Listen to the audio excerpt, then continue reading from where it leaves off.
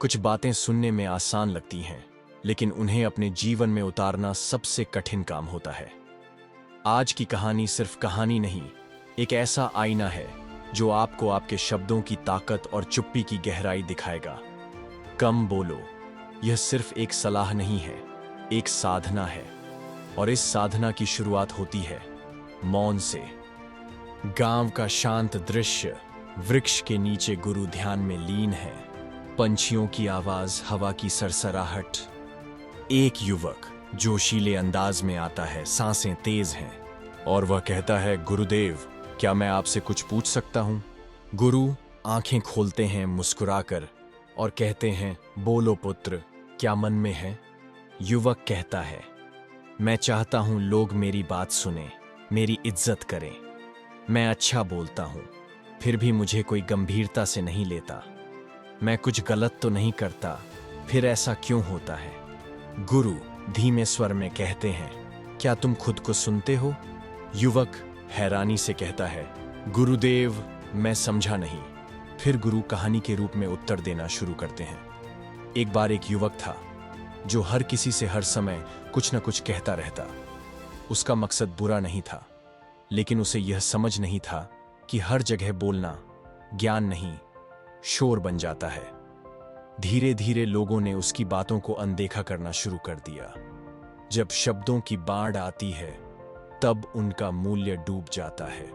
बोलना आसान है, पर खुद को नियंत्रित करके मौन रहना यह कठिन है, और कठिन काम ही हमें दूसरों से अलग बनाते हैं। युवक सोच में पड़ जाता है। फिर युवक धीरे से कहता है, तो क्या हमें बोलना ही नहीं चाहिए? गुरु कहते हैं, नहीं, बोलना चाहिए, लेकिन तब जब तुम्हारे शब्दों में शक्ति और आवश्यकता दोनों हो। कम बोलना कोई कमजोरी नहीं, यह एक तप है, एक साधना है जो हर कोई नहीं कर सकता। अब मैं तुम्हें 3 कठिन कार्य देता हूं। अगर तुम कर सको, तभी समझ पाओगे कम बोलना क्या है। फिर गुरु 3 कठिन कार्य बताते हैं।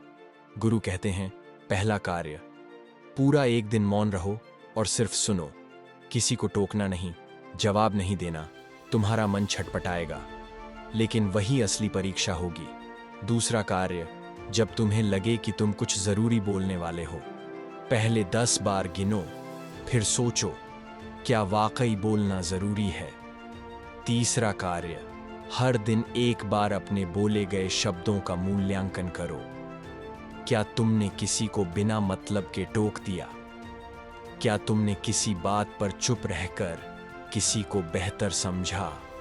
अगर ये 3 काम कर सके, तब तुम समझोगे कम बोलना दरअसल सबसे बड़ी शक्ति है। फिर गुरु नदी का उदाहरण देते हैं।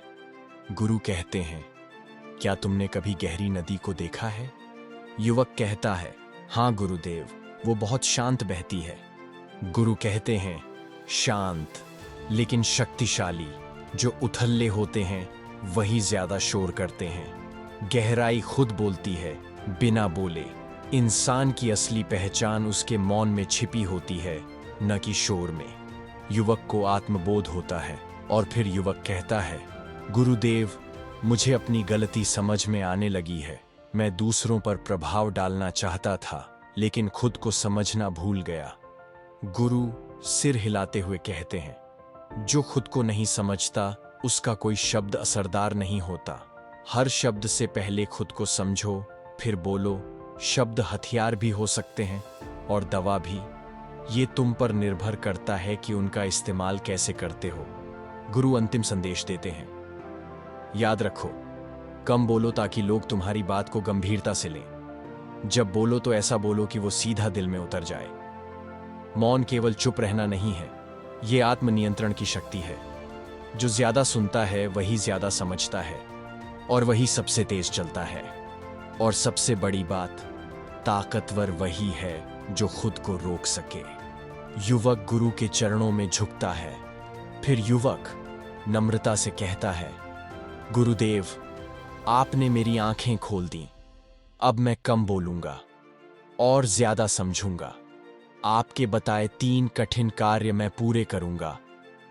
गुरु मुस्कुराकर कहते हैं, यही है असली शुरुआत।